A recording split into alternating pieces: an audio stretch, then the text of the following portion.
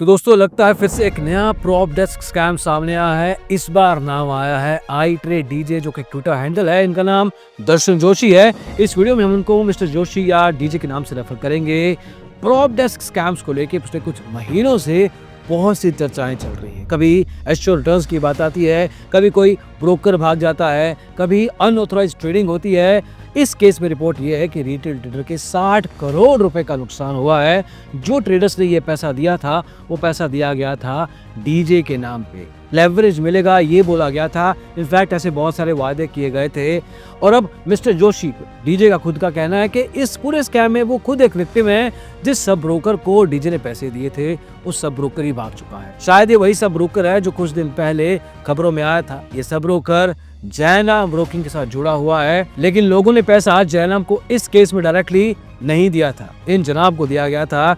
Mister Joshi का एक Telegram channel है, जिसके बारे में हम आगे चल के बात करेंगे। Apparently he used to share profit screenshots within his Telegram channel, जो कि अपने आप में एक सेबी के 5 परफॉर्मेंस के रेगुलेशन का वायलेशन होता है। And that is why this issue has just blotted. और ये इशू प्रॉप डेस्क के बिजनेस के ग्रे एरिया को भी ओपन अप कर देता है, सामने खोल के रख देता है। मतलब कितना आसान है आज की तारीख में लोगों से पैसा मार्केट में कुछ भी बोल के लगवा देना। और ऐसा नहीं कि ये सिर्फ इंडियन मार्केट्स में हो रहा है। क्रिप्टो फॉरेक्स के नाम पे दुबई में इंडिया से भागे हुए या भगाए हुए लोग भी यही काम कर रहे हैं। बट इस वीडियो में हम फोकस करेंगे प्रॉप डेस्क के एग्जिस्टेंस के ऊपर। How this format of trading in Indian stock market is being used to manipulate retail traders while violating SEBI regulations, और अदरवाइज इन्हीं रेगुलेशंस के अंदर के लूपहोल्स को यूज करके ऐसे काम किए जाते हैं। और इस वीडियो में आई ट्रेड डीजे का केस जितना भी अभी तक समझ में आया है वो देखेंगे। प्रॉप डेस्क मॉडल क्या है, कैसे काम करते हैं, इंडिया में लूप होल्स क्या हैं, जयनाम ब्रोकिंग के multiple issues, raids, SEBI orders, सब ब्रोकर रनअवे, और सबसे ज्यादा जरूरी क्यों सेबी को once for all prop trading पे क्लोज फोकस रखना चाहिए। और जितने भी ऐसे लूप होल्स का फायदा उठाने वाले ब्रोकर्स हैं, इंटरमीडियरीज हैं, उनका लाइसेंस सस्पेंड या टर्मिनेट कर देना चाहिए। Let's get started. तो दोस्तों सबसे पहले बात करते हैं आई ट्रेड डीजे की। Social media trader Darshan Joshi उर्फ I trade DJ has a decent traction on Twitter. 1 lakh से ऊपर की फॉलोइंग है इनकी। He talks about trading, so we can call him a social media influencer. Now using his influence, he apparently has a Telegram channel as well, और जिसमें करीब 8 से 10 हजार फॉलोअर्स है। अब अपने सोशल मीडिया फुटप्रिंट का इस्तेमाल करते हुए डीजे ने ट्रेडर्स को इनवाइट किया फंडेड अकाउंट्स के मॉडल पे। डिपॉजिट करो, हम आपको लेवरेज देंगे, प्रॉफिट शेयर करेंगे, ये देखो बड़ा प्रॉफिट, बड़े रिटर्न आपको भी आ सकते हैं। Now exactly what he was doing with that deposited money only he can answer, but whatever is out there इसी बात को पॉइंट करता है कि हाई लेवरेज के नाम पे अपना प्रॉप डेस्क का लाइसेंस दिखाकर, प्रॉफिट के स्क्रीनशॉट दिखाकर, टेलीग्राम चैनल पे बड़ी बड़ी बातें करके कई लोगों से प्रॉफिट शेयरिंग मॉडल पे पैसे डलवाए जाते, ट्रेड प्लेस किए जाते थे। इन्वेस्टर्स का डिपॉजिटेड पैसा एक सब ब्रोकर के थ्रू जयनाम ब्रोकिंग में डाला जाता था ताकि बड़ी लेवरेज उठाई जा सके। मतलब ट्रेडर्स ने पैसा दिया, वादा हुआ large capital access, exclusive inner circle, trading guidance, पर फिर इवेंचुअली हुआ क्या? सब ब्रोकर लीडर जो भी कहते हैं इस पूरी चेन में उनको, वो भाग चुका है, ट्रेडर्स का पैसा उड़ चुका है। और अब डीजे कह रहे हैं कि ही इज ऑल्सो विक्टिम, मतलब पैसा तो मेरा भी गया है, ये कहना है। कमाल की बात है। How can DJ be a victim? In fact, he approached us as well, but did not want to come on the record. Record पे नहीं आना चाहते थे। हमने 2 बार पूछा, 1 बार नहीं। If he thinks कि वो विक्टिम है, आओ अपना पक्ष रखो, हमारे कुछ सवालों के जवाब दो। We can all be on the same page.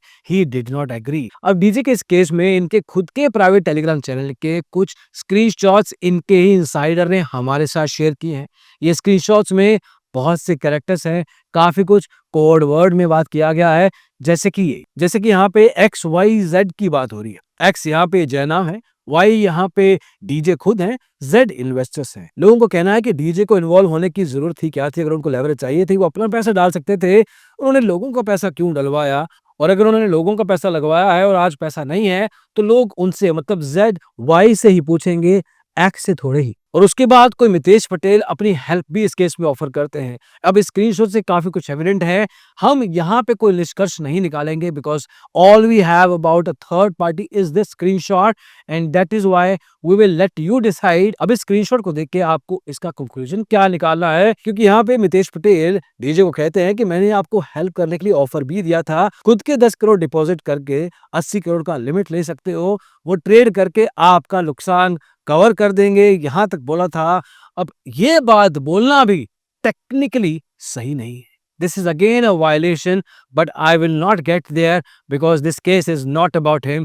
This case is about someone else. और आगे चल के इसी टेलीग्राम चैट में डीजे अपना पॉइंट ऑफ व्यू भी लेके आते हैं, बहुत बड़ा मैसेज करते हैं, बट इस बात को फेस वैल्यू पे एज इट इज बाय करना थोड़ा मुश्किल। डीजे कहते हैं कि मैं यहाँ से भागा नहीं हूँ, I am very much present in my office, fraud तो मेरे साथ कमिट हुआ है और उसके लिए मैंने एफआईआर भी डाल दिया है, मैं लीगल कोर्स ऑफ एक्शन ले रहा हूँ, आप थोड़ा इंतजार कीजिए, मैं अपनी तरफ से जितना पॉसिबल एफर्ट मार सकता हूँ इसको रिजॉल्व करने के लिए कर रहा हूँ। मेरे पास कोई जादुई छड़ी तो है नहीं कि मैं इंस्टेंटली इसका सोल्यूशन दे दूं। अगर किसी को लगता है कि मैं इस नुकसान के लिए जिम्मेवार हूँ तो डीजे के खिलाफ वो भी लीगल रिकॉर्स ले सकते हैं। और इसके बाद फिर से मितेश पटेल के द्वारा कुछ सवाल पूछे गए हैं। Again will not confirm weather he was involve in this और नॉट, क्योंकि अभी तक इन जनाब का नाम इस केस में नहीं आया है। डीजे ने अपनी तरफ से कंफर्मेशन दिया है कि whatever has happened. Again, we leave it to the audience discretion. खैर, this particular case is definitely shady और उसके कुछ कारण हैं। लोगों का पैसा प्रॉप ट्रेडिंग के नाम पे लिया गया,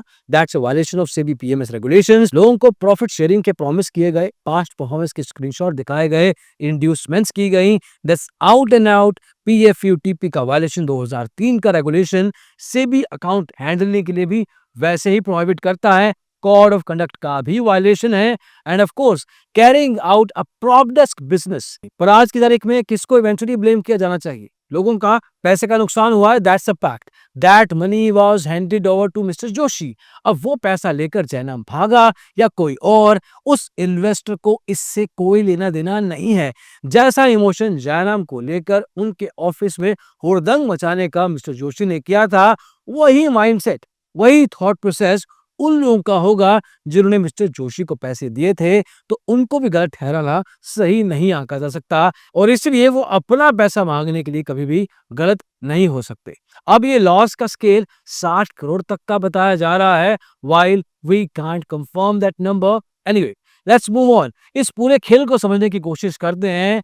What exactly is this prop desk trading और किस तरह से इसके लूप होल्स का फायदा उठाकर कुछ बिजनेसेस अपना फायदा करते हैं, लोगों का नुकसान। आखिर माजरा क्या है? अब प्रॉप या प्रोप्राइटरी ट्रेडिंग में होता यह है कि ब्रोकिंग फर्म अपना कैपिटल मार्केट में ट्रेडिंग के लिए यूज करती है। ये मॉडल खुद में इलीगल नहीं है, पर इंडिया में जो वर्जन चल रहा है, funded accounts, assured returns, high leverage, rental prop terminals, sub broker network, ये सब रेगुलेटरी ग्रे जोन्स हैं। इसके की पॉइंट समझिए, 2021 के बाद सेबी ने अपफ्रंट मार्जिन रूल को, लेवरेज को कंट्रोल करने के लिए लाया गया। उसके बारे में हमने अलग से बहुत सारे वीडियो किए थे, हालांकि we were opposite what actually SEBI came out with.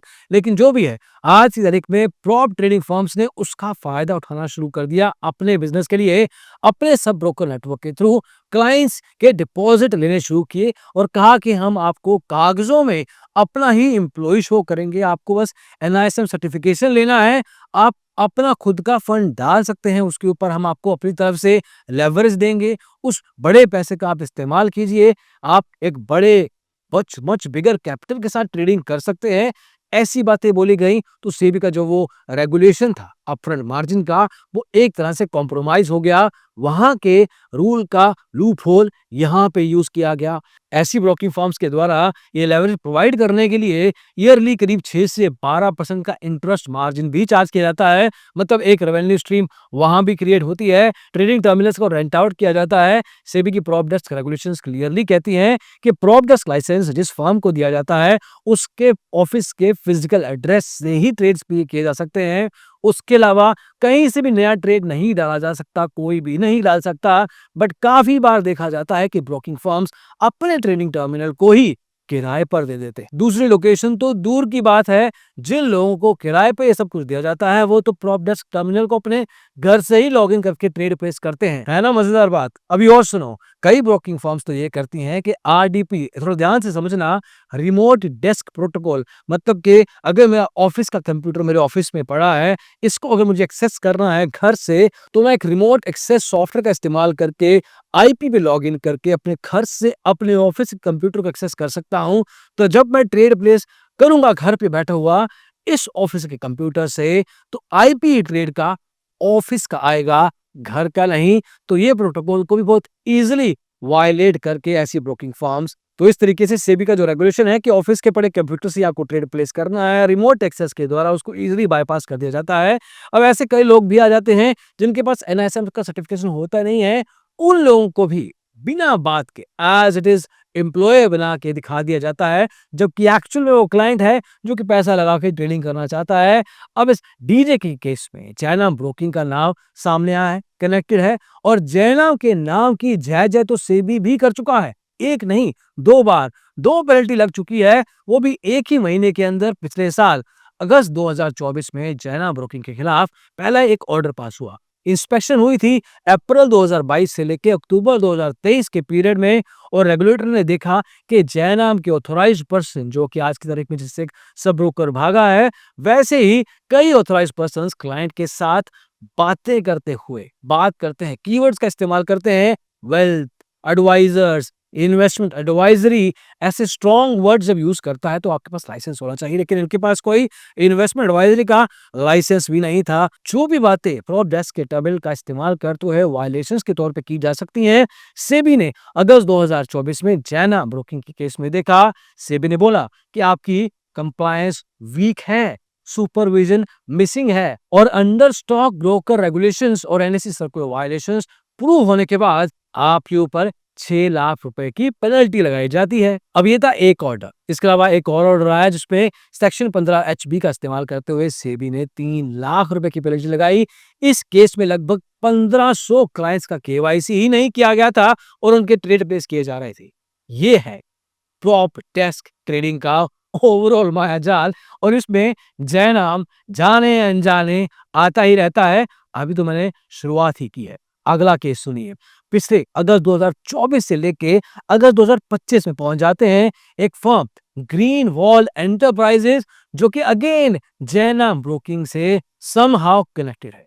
इसमें दो पार्टनर्स हैं, हिरेन जाधव, निमिष शाह। अपेरेंटली निमिष शाह अराउंड 50 करोड़ रुपए इन्वेस्टर्स के कैपिटल के तौर पे रातों रात लेके भाग गए। इस वैल्यू इससे ज्यादा भी हो सकती है, लेकिन आज की तारीख में अगर मीडिया की रिपोर्ट्स को देखा जाए और लोगों से बात की जाए तो 50 करोड़ की वैल्यू 100 करोड़ रुपए तक हो सकती है। पुलिस केस हुआ, एफआईआर लिखी गई, और दो पार्टनर्स में जो दूसरा पार्टनर था हिरेन जाधव, उसको अरेस्ट किया गया। इनमें से कुछ इन्वेस्टर्स ने हमें भी अप्रोच किया, इनफैक्ट यहाँ पे मिलने भी आए। We assisted them in filing the complaints on a technical level with the authorities through fraud free, और इवेंचुअली उनमें से कुछ लोगों का पैसा वापस भी आया, और जो वो ऑफर आया था apparently it came right from the top at Jainam broking. Mister DJ का केस भी अपेरेंटली इसी स्कैम का पार्ट। इन जनाब का वर्जन ये है कि इनका और इनके इन्वेस्टर्स का पैसा भी निमिषा लेकर भागा हुआ है। खैर, सेबी से आगे चल के सवाल पूछेंगे, लेकिन पहले जयनाम जैसे ब्रोकिंग से कुछ सवाल करने बनते हैं। सबसे पहले ये समझना जरूरी है कि आप क्लियरली बताइए कि किसकी कैपिटल पे आप ट्रेडिंग करते हैं, कौन से कैपिटल पे आप फंडेड अकाउंट देते हैं। ये रिटेल इन्वेस्टर का पैसा होता है, फर्म का पैसा होता है। आपने अपने एपीज या ऑथराइज्ड पर्सन सब ब्रोकर्स की जब हायरिंग करते हैं, उसकी ड्यू डिलिजेंस कैसे होती है, क्या उनमें एनआईएसएम सर्टिफिकेशन 100% चेक किया जाता है। अगर आज आपकी किताबों को ऑडिट किया जाए तो क्या सारे के सारे पार्टनर्स आपको एनआईएसएम सर्टिफाइड मिलेंगे। अगर आप लेवरेज 10 गुना या बड़े मार्जिन पे दे रहे हैं रिटेल ट्रेडर का पैसा डिपॉजिट करवा के, ये कैसे अलाइंड है सेबी के एनएससी के मार्जिन रूल्स के साथ। कौन सी रूल बुक फॉलो करते हैं आप, क्या आपने ये रूल बुक खुद लिखी है। क्या आप जानते हैं कि आपके डायरेक्ट सब ब्रोकर्स या आपसे जुड़ी prop desk firms assured returns का प्रॉमिस करके किस बेसिस पे डिपॉजिट लेती हैं।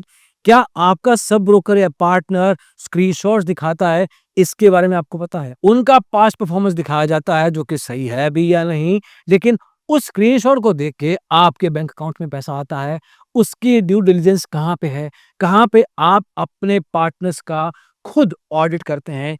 जब सब ब्रोकर या इंट्रोड्यूसर या लीडर जो भी आप कहते हैं वो भाग जाता है फर्म का अकाउंट लेकर या किसी का भी पैसा लेकर, तो उस केस में इन्वेस्टर्स को क्या रिकवरी मैकेनिज्म आप देते हैं? क्या आप उनको अपने पास बुला के बिठाते हैं, कहते हैं कि हम नेगोशिएट करेंगे, इतना परसेंट आपको पैसा वापस मिलेगा, बाकी मेरी कोई जिम्मेवारी नहीं है? क्या इन तरह की बातें टेक्निकली और लीगली सही हैं?